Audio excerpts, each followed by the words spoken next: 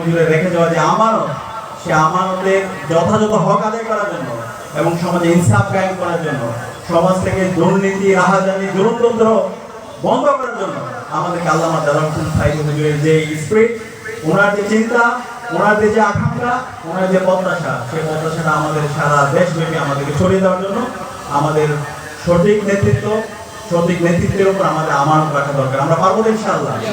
আল্লাহ রাব্বুল আলামিন তখন বলছেন ফাইল্লাম তাফাল ওয়ালাম তাফাল ফাত্তাকুন নার আল্লাতী উকুদুহান নাস ওয়াল হিজাব। আজহারি হাফিজাহুল্লাহ মিন ইনদা মালিকিন মুকতাদির।